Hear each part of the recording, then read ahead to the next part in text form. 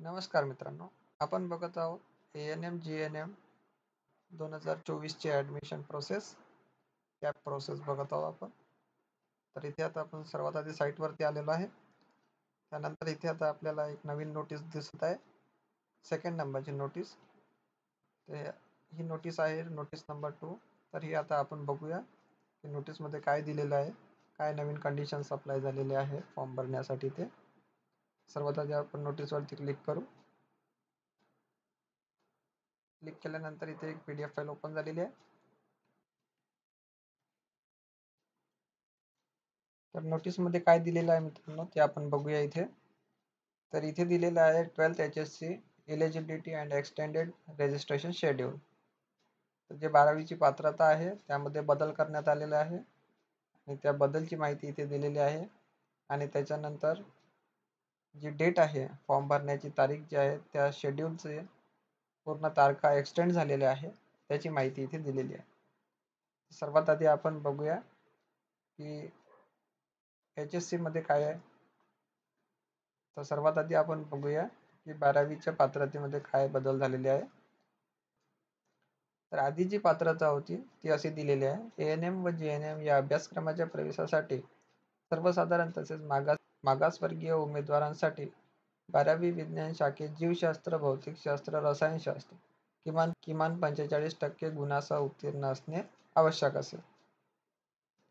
आणि आता नवीन पात्रता जी लागू झाली आहे ती आपण बघूया. ANM व GNM या अभ्यासक्रमाच्या प्रवेशासाठी सर्वसाधारण तसेच मागासवर्गीय उमेदवारांसाठी 12वी विज्ञान शाखेत सर्व विषयांसह किमान 45% गुणांसह उत्तीर्ण असणे आवश्यक असेल, ज्यामध्ये जीवशास्त्र, भौतिकशास्त्र, रसायनशास्त्र या विषयांचा समावेश हा अनिवार्य असेल. तर इथे त्यांनी दिलेलं आहे की आधी 3 सब्जेक्टमध्येच 45% लागत होते, तर आता पूर्ण 12वीमध्ये 45% लागणार आहे. तर हा नवीन एक बदल झालेला आहे यामध्ये. आणि दुसरा एक बदल असा झालेला आहे की तारखांमध्ये बदल झालेला आहे. तर आता आपण फॉर्म जो आहे तो 12/8 पर्यंत भरू शकतो.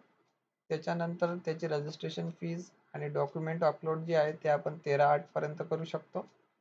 आणि त्याच्यानंतर आपली जी मेरिट लिस्ट आहे ती 16/8ला डिस्प्ले होणार आहे. इन्स्ट्रक्शन दिलेली आहे की समजा ज्यांनी ऑलरेडी फॉर्म फिलअप झालेले आहे त्यांच्यासाठी इथे इन्स्ट्रक्शन दिलेली आहे.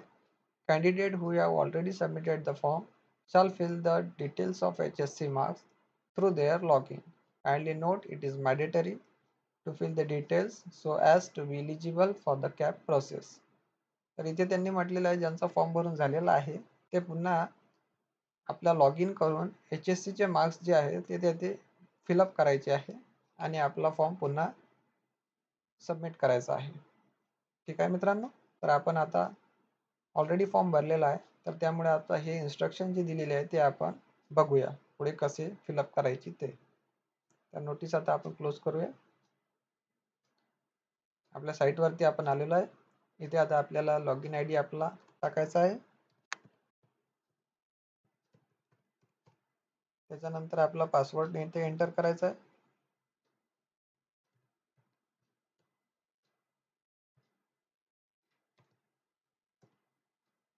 आणि लॉग इन करायचं आहे.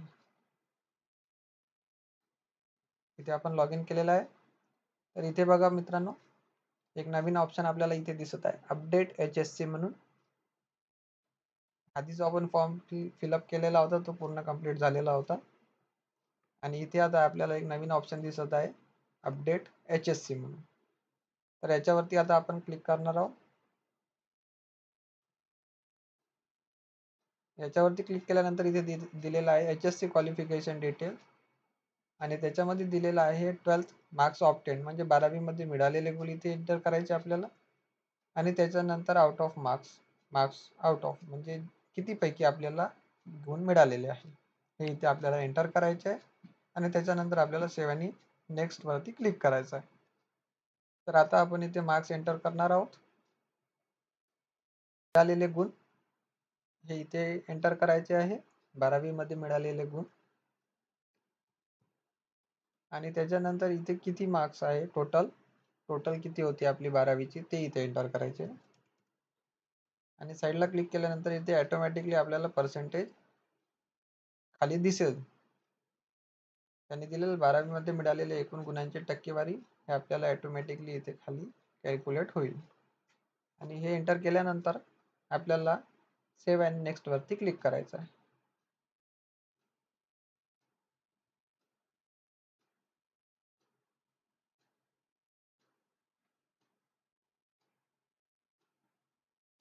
आपला डेटा सबमिटेड झालेला आहे सक्सेसफुली. इथे मेसेज आलेला आहे.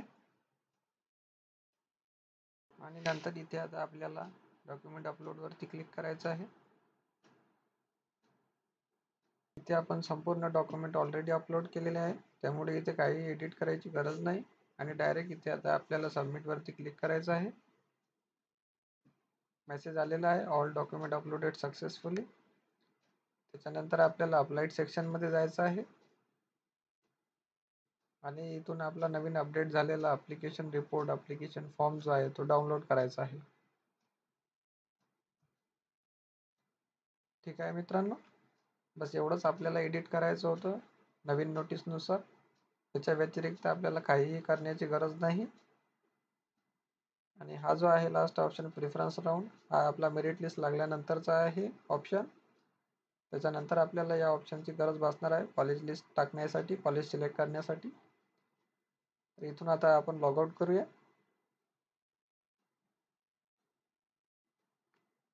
आपलं लॉग आउट झालेला आहे आणि आपला फॉर्म पण सबमिट झालेला आहे.